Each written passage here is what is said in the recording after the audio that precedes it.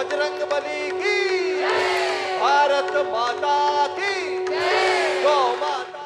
तर आपण नागपूरमधली दृश्य पाहिली। महाकुंभानिमित्त विशेष कार्यक्रम आयोजित करण्यात आला होता आणि तिथे उपमुख्यमंत्री देवेंद्र फडणवीस यांच्या हस्ते आरती पार पडली। तर आता पुढच्या बातमीकडे वळूया। राजकीय गोटातून बातमी समोर येते। धनंजय मुंडेंवर आरोप करणाऱ्या सुरेश धसांनी धनंजय मुंडेंचीच भेट घेतली आणि राज्यातलं राजकारण आता चांगलंच तापलेलं दिसतंय। मात्र यामागची इनसाइड स्टोरी सामच्या हाती लागली आहे। पंकजा मुंडेंना नियंत्रणात ठेवण्यासाठीच भाजपकडून धनंजय मुंडेंचा बचाव केला जात असल्याची माहिती सूत्रांनी दिली आहे। बीडमधून धनंजय मुंडेंचा पत्ता साफ झाला तर पंकजा मुंडेंचा रस्ता मोकळा होऊ शकतो। त्यामुळेच धनंजय मुंडेंना वाचवण्यासाठी भाजपच्या नेतृत्वाने वेगळे पत्ते फेकले असल्याची चर्चा सुरू आहे। भाजप आमदार सुरेश धस आणि धनंजय मुंडेंच्या भेटीची बातमी प्रदेशाध्यक्ष चंद्रशेखर बावनकुळेंनी दिली होती। त्यामुळे धनंजय मुंडेंना पाठिंबा देण्यामागे भाजप नेतृत्वाच्या पडद्याआडून तर हालचाली सुरू नाहीयेत ना, याच्याच आता चर्चा सुरू झाल्या। तर याच संदर्भात अधिकची माहिती देत आहेत आमचे प्रतिनिधी गणेश कवडे। तर गणेश, काय सांगाल, धनंजय मुंडेंना भाजपानं वाचवताय का असा प्रश्न आता उपस्थित होतोय?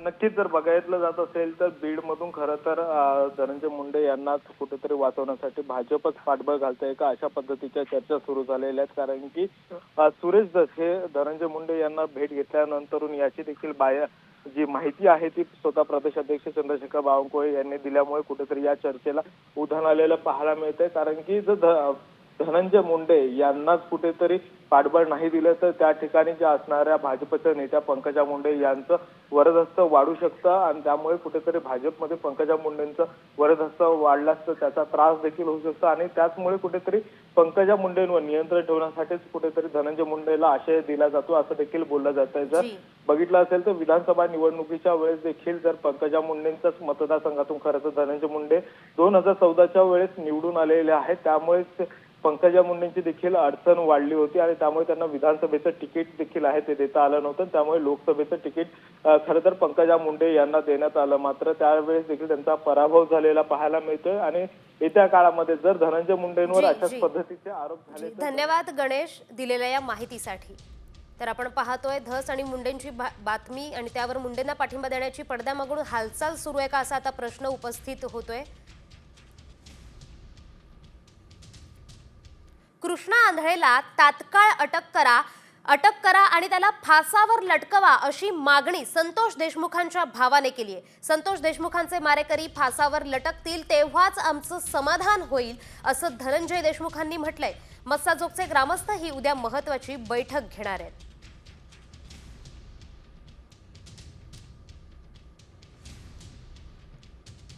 लवकरात लवकर अटक करा, बाहेर मोकाट जिथं आहे तिथून त्याच्या मुसक्या आवळा, त्याला इथं न्यायालयात सादर करा, पोलीस स्टेशनमध्ये आणा आणि पुढील कारवाई करून त्याला लवकरात लवकर फाशी द्या अशी आमची मागणी आहे। आणि उद्या प्रामुख्यानं गावकऱ्यांची एक मीटिंग आहे। त्या मीटिंगमध्ये ज्या काही अडचणी आहेत, जे काही उणिवा आहेत यावर सविस्तर चर्चा होईल आणि त्या मागण्या आम्ही संबंधित अधिकाऱ्यांच्या पुढे मांडू। सरपंच हत्या प्रकरणातील फरार आरोपी कृष्णा आंधळे विरोधात कारवाईचा फास आता आवळलाय। बीड कोर्टानं कृष्णा आंधळेची संपत्ती जप्त करण्याचे आदेश दिलेत। कृष्णाच्या नावावर 5 वाहनं धारूर केजममध्ये बँक खाती आहेत। संतोष देशमुख यांची 9 डिसेंबर 2024 रोजी हत्या झाली होती, तेव्हापासून कृष्णा आंधळे फरार होता।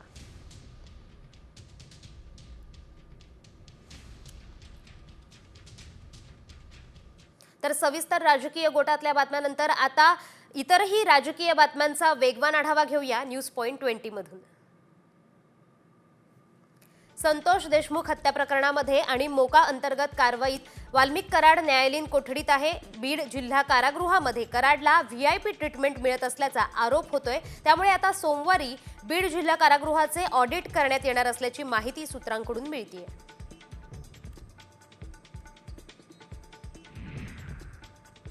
लव जिहाद विरोधात कायदा करण्यासाठी मुख्यमंत्री देवेंद्र फडणवीस यांनी एक समिती नेमली आहे। लवकरच हा कायदा विधानसभेत मंजूर होईल। लव जिहाद हा एका मुलीच्या संदर्भात नाही तर हे जाळं आहे असा आरोप खासदार अनिल बोंडेंनी केलाय।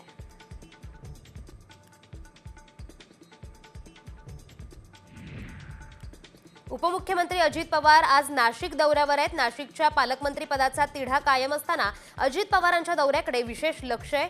आगामी स्थानिक स्वराज्य संस्था निवडणुकांच्या पार्श्वभूमीवर अजित पवारांचा दौरा महत्त्वाचा ठरणार आहे.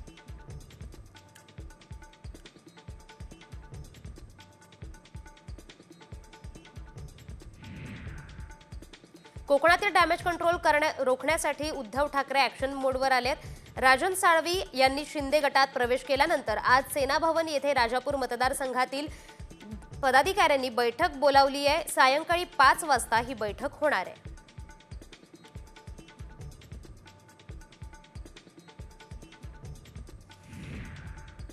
आदित्य ठाकरेंचे विश्वासू आज शिंदे सेनेत प्रवेश करण्याची शक्यता आहे. युवा सेनेचे माजी कार्यकारिणी सदस्य रुपेश कदम शिवसेनेत प्रवेश करणार. गोरेगाव येथे कार्यक्रमादरम्यान ते शिंदे सेनेत प्रवेश करणार असल्याची माहिती सूत्रांनी दिली आहे. नव्या कार्यकारिणीतील कदम यांना डावलण्यात आल्यानं त्यांनी हा निर्णय घेतल्याची चर्चा आहे.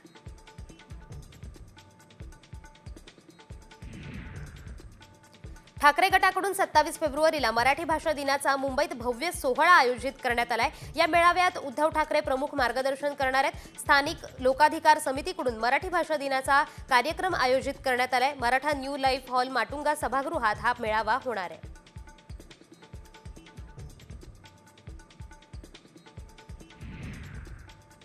परिवहन मंत्री प्रताप सरनाईक आणि एसटी महामंडळाचे अध्यक्ष संजय सेठींमध्ये कोल्ड वॉर सुरू असल्याची माहिती सूत्रांकडून मिळतेय. परिवहन मंत्री प्रताप सरनाईक उद्या 1 दिवसाच्या गुजरात दौऱ्यावर जाणार आहेत. मात्र या दौऱ्याकडे एसटी महामंडळाचे अध्यक्ष संजय सेठींनी पाठ फिरवली आहे.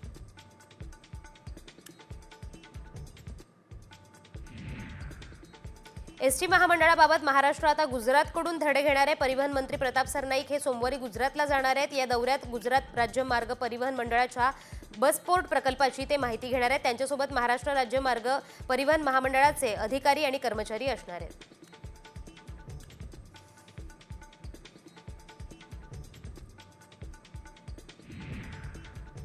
अलमट्टी धरणाची उंची वाढवण्याचा कोणताही परिणाम कोल्हापूर आणि सांगली जिल्ह्यावर होत नाही असा दावा शेतकरी संघटनेचे ज्येष्ठ नेते रघुनाथ पाटील यांनी केलाय. केवळ आपलं पाप झाकण्यासाठी अलमट्टीकडे बोट दाखवण्याचा उद्योग असल्याची टीका देखील त्यांनी केली आहे.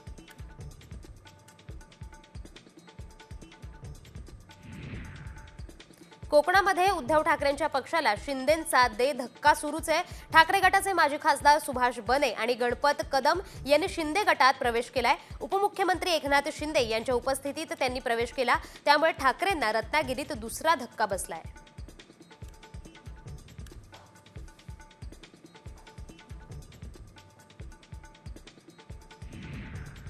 राजन साळवींच्या पक्षप्रवेशानंतर ठाकरे सेनेला कोकणात खिंडार पडलंय. यावेळी पार पडलेल्या सभेतून शिंदेंनी उद्धव ठाकरेंवर जोरदार हल्लाबोल केला. खोके खोके म्हणणाऱ्यांना जनतेनं खोक्यात बंद केलं अशी टीका शिंदेंनी केली आहे. तसंच दाढीवाल्यांना हलक्यात घेऊ नका असा इशाराही शिंदेंनी दिलाय.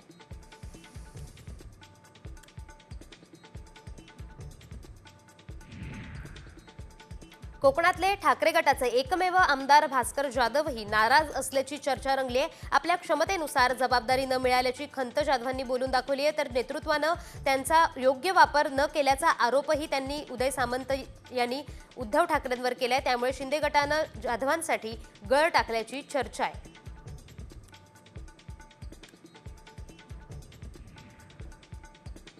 जीबीएस आतापर्यंत 124 बाधितांना डिस्चार्ज देण्यात आलाय. तर आज नव्याने जीबीएसचा 1 रुग्ण सापडलाय. त्यामुळे बाधित रुग्णसंख्या 208 वर पोहोचली आहे. त्यातील 181 रुग्णांचे जीबीएसचं निदान झालंय.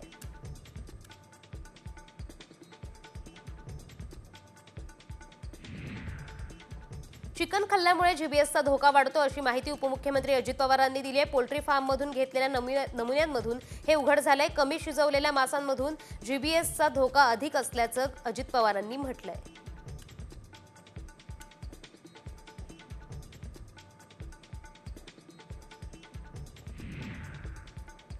लोकांच्या आरोग्याशी खेळणाऱ्या नागपूरमधल्या एका टोळीचा गोरखधंदा उघड झालाय. ही टोळी बाजारातून खुलं खाद्यतेल खरेदी करायची. त्याला नामवंत कंपनीचं लेबल लावून हे तेल बाजारात विकलं जायचं. नागपुरात हुडकेश्वर पोलिसांनी समता कॉलनीत सुरू असलेल्या कारखान्यावर छापा मारलाय.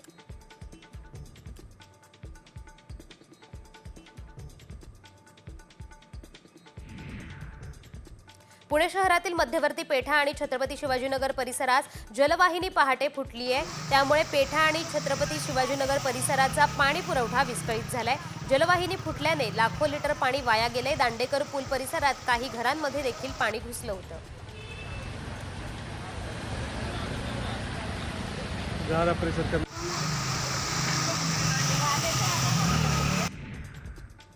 सिंधुदुर्गाच्या अलायन्स एअरची चिपी मुंबई विमानसेवा 3 महिन्यांपासून बंद आहे. त्या पाठोपाठ फ्लाय 91 या विमान कंपनीची हैदराबाद आणि बँगलोरच्या सेवाही बंद झाल्या आहेत. त्यामुळे एक विमानतळ कायमस्वरूपी बंद पडण्याची शक्यता वर्तवली जाते.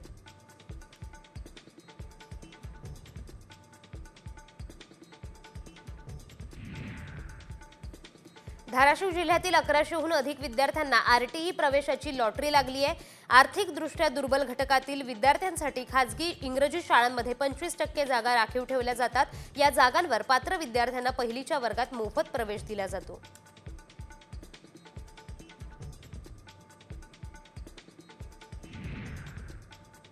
तुळजापुरात कौशल्य विद्यापीठ सुरू करण्याच्या हालचालींना वेग आलाय. धाराशिवच्या युवकांना जिल्ह्यातच हक्काचा रोजगार उपलब्ध व्हावा यासाठी हा निर्णय घेण्यात आलाय. या अनुषंगाने पुण्यातील सिम्बॉयसिस कौशल्य आणि व्यावसायिक विद्यापीठाकडून तांत्रिक सहकार्य घेण्याचं निश्चित करण्यात आलंय.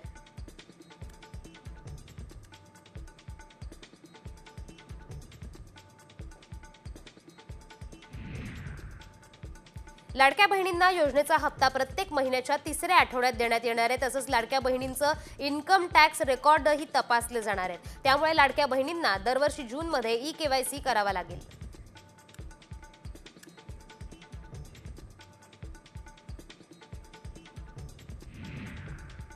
कल्याणमधील नांदिवली परिसरातील एका सोसायटीतील गाळेधारक आणि सदनिकाधारकांनी महापालिकेचा मालमत्ता कर थकवलाय. या प्रकरणी केडीएमसीने 17 गाळे सील केलेत. या गाळ्यांची सुमारे ₹1.25 कोटी थकबाकी होती. तसंच या कारवाईस इमारतीच्या मालकाने कडाडून विरोध केलाय.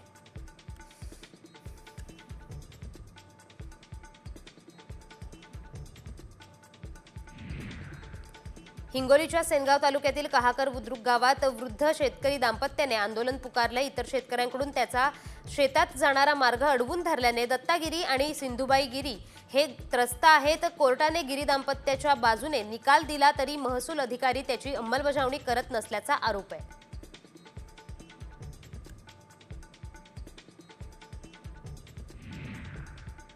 पाकिस्तानी गुप्तहेर महिलेला गोपनीय माहिती पुरवल्याचा आरोपी डीआरडीओचा माजी संचालक आणि वरिष्ठ शास्त्रज्ञ डॉक्टर प्रदीप कुरुलकर विरोधात आरोप निश्चितीचा मसुदा न्यायालयात सादर करण्यात आलाय. आरोप निश्चित करून लवकरच लवकर खटला सुरू करण्यासाठी प्रयत्न केला जाणार आहे.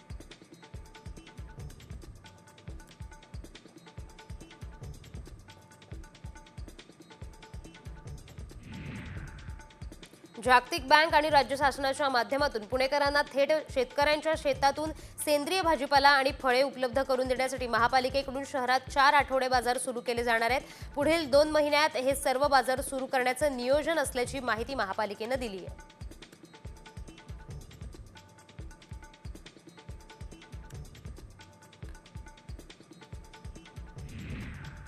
आता राजकीय गोटातून एक बातमी समोर येते. भास्कर जाधव हे एकनाथ शिंदे आहेत का रुसून फुगून गावी जाऊन बसायला?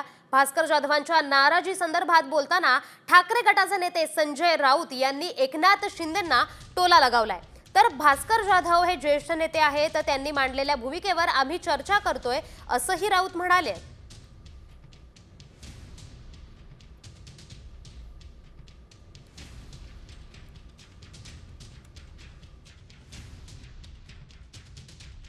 महाराष्ट्रामध्ये मला एक मानणारा वर्ग आहे. महाराष्ट्रामध्ये मी लोकांशी बोलतो, संवाद साधतो. त्याच्यामध्ये कुठलाही नाटकीपणा नसतो, लबाडी नसते. खोटं बोललेलं मला तर आवडत नाही. पण महाराष्ट्रातल्या लोकांना हे भावतं नाही अशातला भाग नाही. पण माझं दुर्दैव प्रत्येक वेळी मला आडवं आलेलंच आहे. खरं सांगायला गेलं तर मला माझ्या क्षमतेप्रमाणे काम करण्याची संधी मिळू शकली नाही. भास्कर जाधव यांच्याशी माझी चर्चा झाली. कोकणामध्ये भास्कर जाधव हे पक्षाचे नेते आहेत आणि प्रमुख नेते आहेत. भास्कर जाधव हे ज्येष्ठ नेते आहेत आणि त्यांनी मांडलेल्या अनेक भूमिकांवरती आम्ही पक्षात चर्चाही करतो. आमच्या पक्षात लोकशाही आहे तेवढी. तर उगाच तुम्ही ते आले नाहीत, हे आले नाहीत, ते रुसले हे फुगले ते काय एकनाथ शिंदे आहेत का रुसून फुगून गावी जाऊन बसायला. आता बातमी समोर येते छावा चित्रपटासंदर्भात. विकी कौशलच्या छावा चित्रपटानं बॉक्स ऑफिस हादरवलंय. चित्रपटाने पहिल्याच दिवशी दमदार कमाई केली आहे, तर दुसऱ्या दिवशी ही रेकॉर्ड ब्रेक कमाई करत बॉक्स ऑफिसवर आपली ताकद दाखवली. छावाने पहिल्याच दिवशी 31 कोटींची ओपनिंग कमाई केली होती, तर छावाने दुसऱ्या दिवशी 36 कोटी 50 लाखांचा गल्ला जमवला. त्यामुळे फक्त 2च दिवसांमध्ये छावा चित्रपटाने 37 कोटी 50 लाखांचा टप्पा पार केला.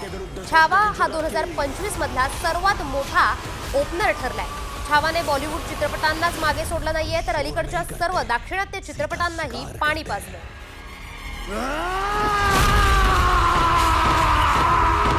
तर छत्रपती संभाजी महाराजांच्या जीवनावर आधारित छावा बॉक्स ऑफिसवर धुमाकूळ घालतोय, तर याच संदर्भातला एक स्पेशल रिपोर्ट पाहूया. छावाच्या गर्जनेनं बॉक्स ऑफिस हादरलं.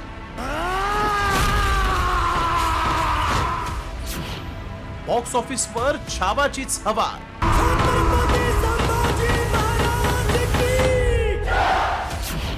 विकीच्या छावानं रचला नवा विक्रम. हे राज्य व्हावे हीच श्रींची इच्छा. पार्वती पतये.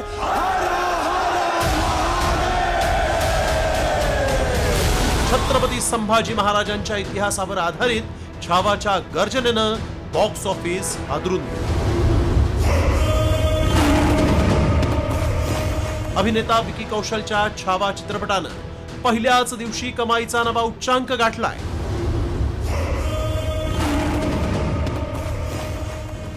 अभिनेता विकी कौशलनं छत्रपती संभाजी महाराजांची तर रश्मिका मंदानाने महाराणी येसुबाईंची भूमिका साकारली. छावा चित्रपटानं पहिल्या दिवशी बॉक्स ऑफिसवर धुमाकूळ घालत 31 कोटींचा गल्ला जमवला. छावाच्या यशाची कारणं काय आहेत पाहू. विकी कौशलच्या दर्जेदार अभिनयाची प्रेक्षकांना भुरळ. लक्ष्मण उतेकर यांचं उत्कृष्ट दिग्दर्शन, जोरदार प्रमोशन्स आणि ऍडव्हान्स बुकिंग. छावा चित्रपटाला ओपनिंगलाच प्रेक्षकांचा मोठा प्रतिसाद मिळतोय. शेर नहीं रहा लेकिन छावा बेबी जंगल में घूम रहा है. 130 कोटी खर्च करून दिग्दर्शक लक्ष्मण उतेकरांनी शिवाजी सावंतांच्या छावा कादंबरीवर आधारित छावा हा चित्रपट बनवला. छावाच्या 5 लाख तिकिटांच्या ऍडव्हान्स बुकिंग मधूनच 13 कोटी 70 लाखांची कमाई झाली.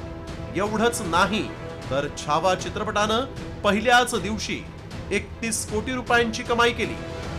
त्यामुळे प्रेक्षकांच्या हृदयाला हात घालणारा छावा पहिल्याच आठवड्यात आपल्या कमाईनं 100 कोटींच्या क्लबमध्ये जाण्याची शक्यताच अधिक आहे. ब्युरो रिपोर्ट, साम टीव्ही न्यूज. पार्वती पतये.